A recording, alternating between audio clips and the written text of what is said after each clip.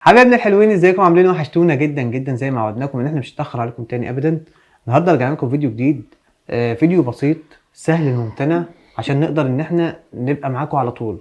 تمام. وحشتوني كتير كتير كتير كتير، وشكرا لكل حد قال لنا كومنت حلو الفيديو اللي فات. واللي ما شافش فيديو التجربه يروح يشوف فيديو التجربه ويرجع لنا تاني. النهارده اكله سمك زي المره اللي فاتت.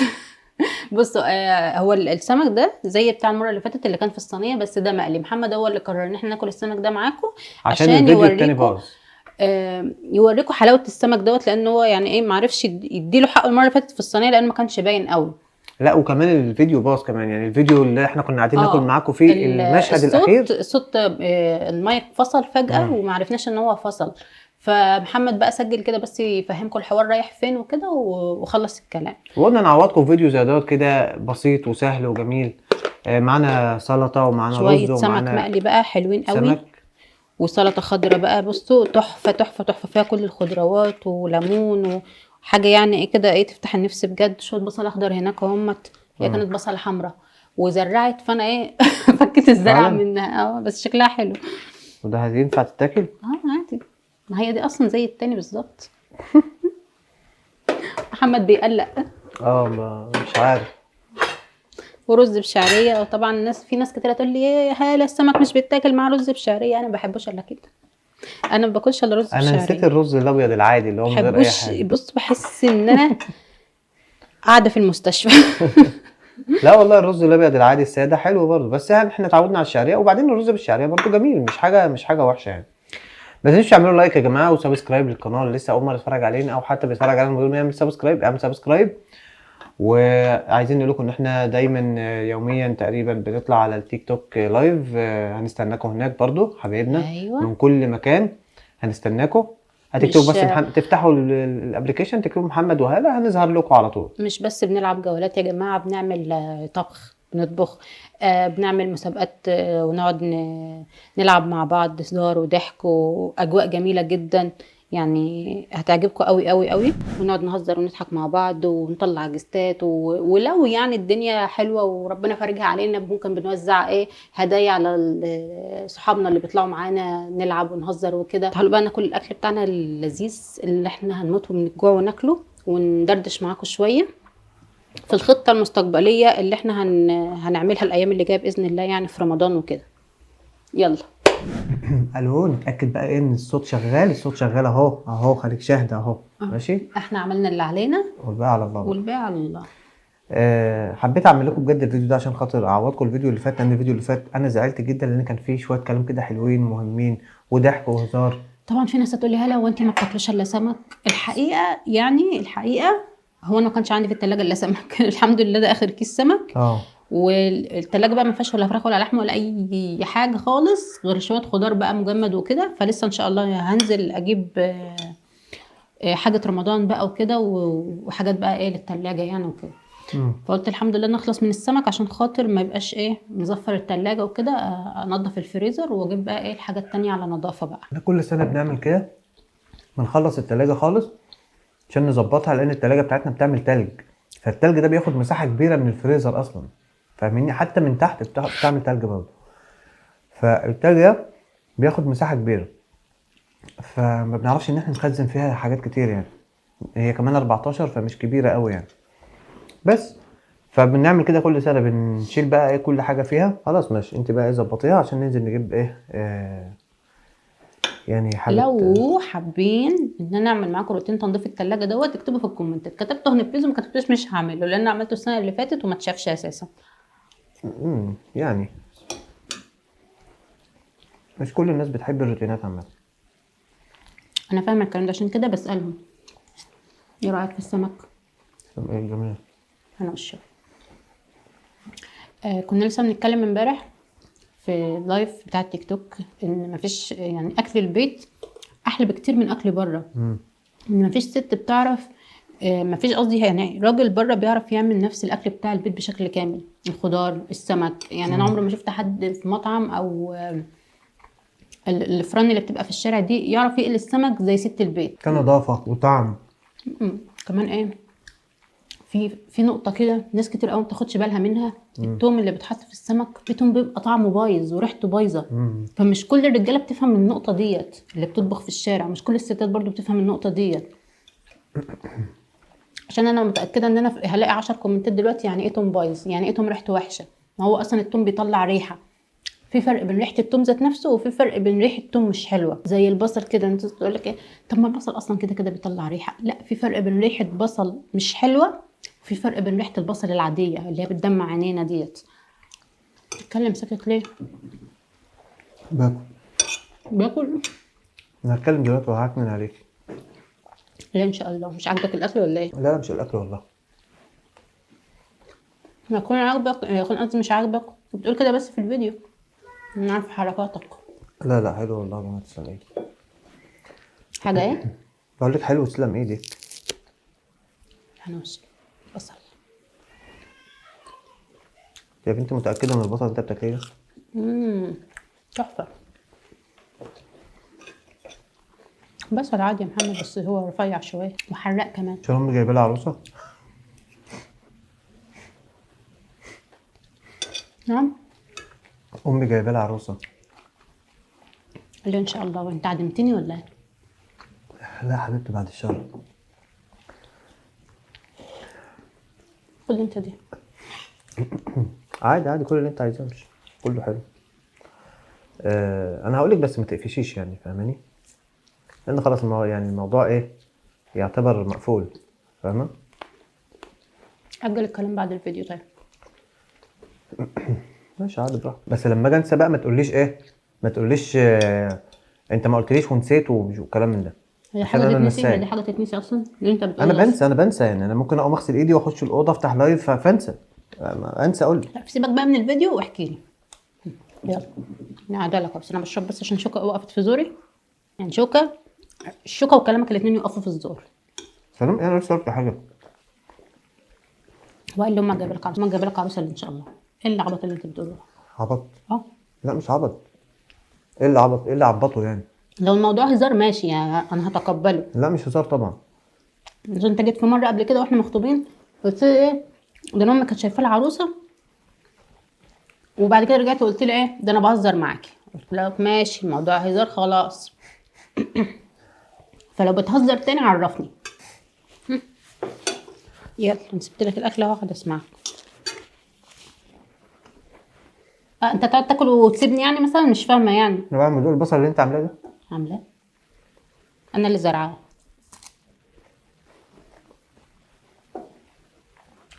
وحش ما تاكلوش. يلا. هلا كلها، هلا الموضوع مش مستاهل، كلها ماما. المهم بجد والله كلها. مش بتقول بجد؟ ايوه بجد. طيب ماشي، احكي لي بقى اللي حصل ايه عشان اعرف. عادي يا هلا، انا كنت قاعد مع امي، وقف انا كنت الاكل قاعد عشان مع خاطر امي. احنا بنصور. ماشي انا كنت قاعد مع امي. اه. ماشي من كام يوم كده، ففضفضت معاها شويه يعني المشكلتين اللي حصلوا ما بيننا كده من فتره دول. انت بتحكي لها مشاكلنا اصلا من انا امتى واحنا فضفضت مع بنحكي امي لحد عادي، ما مشاكلنا؟ بحكيش، انا ما بحكيش لحد ماشي، وانا اللي معودك على ده، بس انا ما بقول لك. انا فضفضت معاها. ايوه انت اللي معودني على كده وانت اللي تروح تحكي. عادي، سبحان ما انا الله. من خنقتي بقى. وبعدين هي امي يعني مش حد غريب. او قلت لها ان انت اللي غلطان ولا قلت لها ان انا اللي قلت غلطان؟ لها ان انت غلطانه في مره وانا غلطان في مره، ما كذبتش. انت عارف الكلام ده كويس.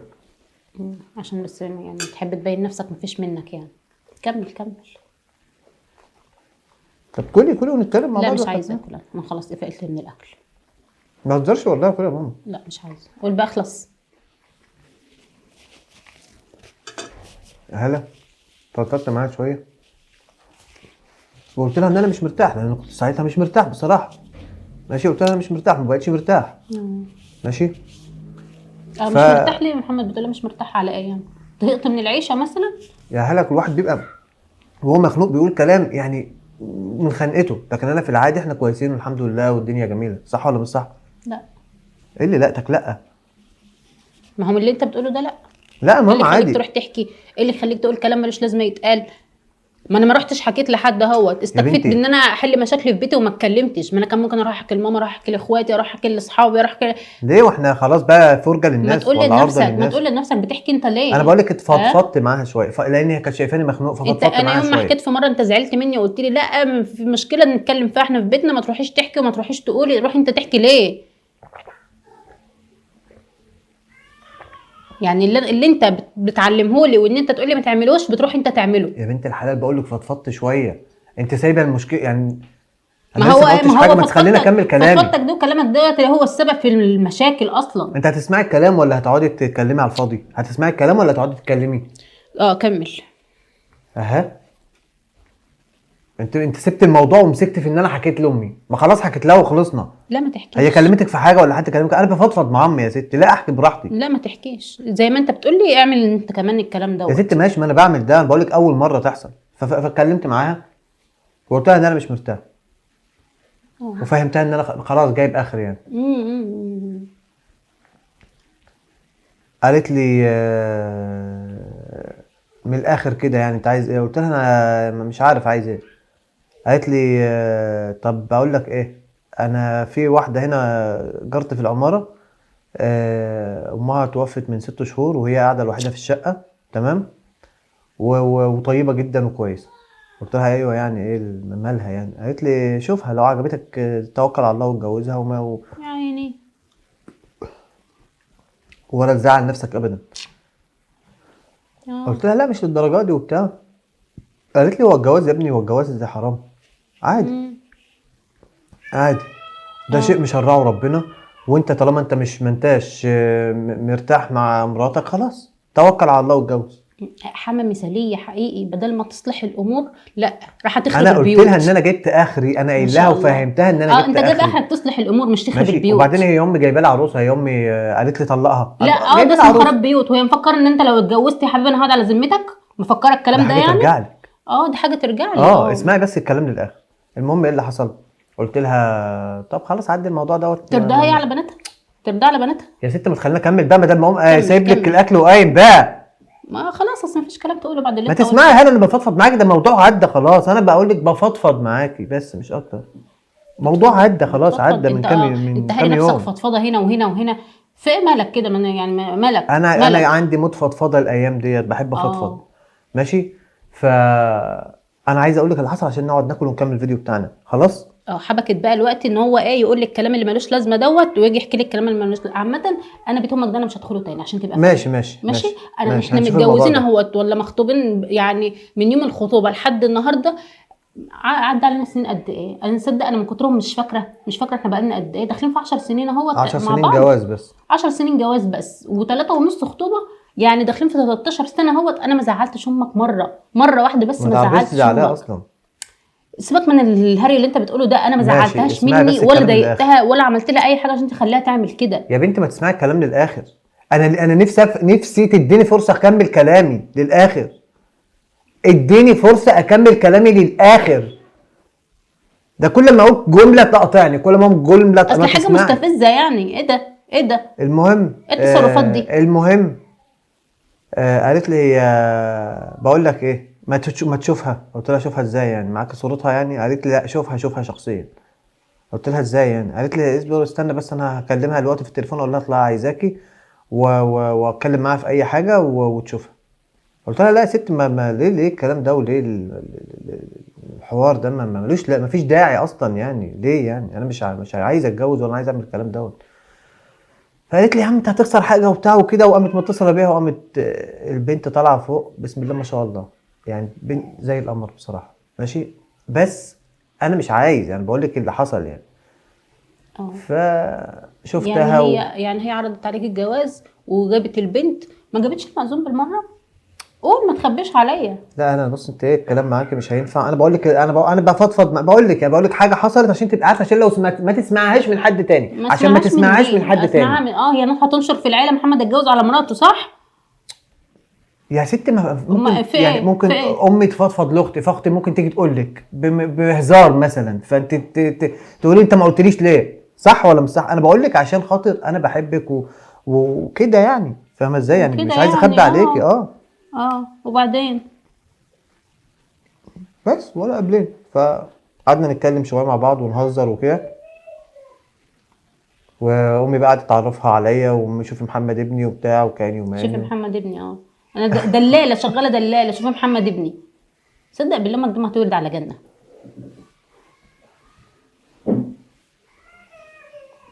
والله ما هتولد على جنه، لان ده خراب بيوت، ده اسمه خراب بيوت. اللي هي عملته ده اسمه خراب بيوت. لو هترضى على بناتها تروح بقى اروح انا بقى اجيب عريس بقى، اجيب عروسه بقى لجوازات بناتها كده اهوت. اخواتك اروح اجيب لكل واحد فيهم عروسه لو هي هتقبلوا عليهم. اصل اخواتك بيتهم يعني مش مستقره 180 درجه يعني. نفسي اقول جملتين على بعض. انا انت نفسي بتضحك اقول على إيه؟ جملتين على بعض. انت بتضحك على على ايه؟ رد فعلك. انت بتضحك عشان انا دمي محروق. انا بضحك على رد فعلك. انت رد بتقولي فعلي؟ الكلام ده عيب يا ماما، الكلام دوت انت اتكلمت معايا، مش انت مالك ومال امي. ما هي السبب، هي السبب، وانت هل أنا رحت السبب برضه، اتجوزتها؟ وانت السبب عشان بتخرج اسرار بيتنا بره. انا رحت اتجوزتها؟ هل ما انا هو رحت ده اللي اتجوزتها؟ ناقص يا حبيبي. هي ما جابتش المأذون بس، ده غلطتها. غلطتها ان هي ما جابتش المأذون بس. اسمعي بقى، اسمعي للاخر. المهم اتعرفت على البنت كويسه وكل حاجه، بس اتعرفت على قلت لها البنت ربنا يعني قلت لامي لا اخدتوا ارقام يعني. بعض ولا نسيته؟ قول لي بس عشان اشوف يا لك بنتي الموضوع. لا، كعادي يعني، كعادي ايه ده رب يعني كده حاجات كده، اسمك ايه كده يعني، اسمك عندك ايه؟ كام سنه بتاع كده يعني، فاهم؟ وانت بتتعرف ليه لما انت الموضوع بتحكيه لي؟ بس بتتعرف على ايه؟ ايه اللي مخليك قاعد اصلا؟ اسمعي الكلام للاخر بقى، ماشي؟ المهم ايه، انا مستنيه اسمع الكلام لاخر، ما بشوفش اخر، ما بلاقيش اخر. انا مستنياك بس تقول لي ايه، احنا حددنا ميعاد لكتب الكتاب، بس هو ده اللي انا مستنياه منك. انت لو فضلت بالاسلوب ده انا هحدد ميعاد جات بالكتاب فعلا، عشان تبقي فاهمه يعني. يلا سكه السلامه. شفت ما انا انت اللي منك انت بايع، ياما. ما يلا انت اللي بايع. بالسلامه. يلا بالسلامه. اتفضل رد الباب وراك. خلي امك تنفعك، خلي امك تنفعك، خلي امك تنفعك. حلو البصل وحلو المقلب.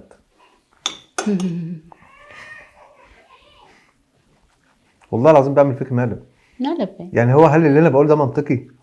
والله انا ما اعرفش. انت اللي والله أنا بتحكي ما أعرفش. وجاي تقول انا فضفضت وحكيت وقلت وعدت. يعني انت شايفه اللي انا بقوله ده منطقي؟ امي هتجيب لي عروسه وكمان تجيبها لي اتفرج عليها. طب وانت رحت فين انت والعيال يعني مثلا؟ ما نولع احنا بقى، نولع لا احنا يا مش حبيبتي، مهم. بعد الشر عليكم يا ماما، بعد الشر، بعد الشر. تقولي بقى عشان ايه ده؟ ايه ده؟ امي شوف ابنك العيوطه اللي جوه ده، ماشي؟ والله بعمل فيك لا يا مقلب آدم، يا ده هلا، في ايه؟ ما وحشكيش المقالب؟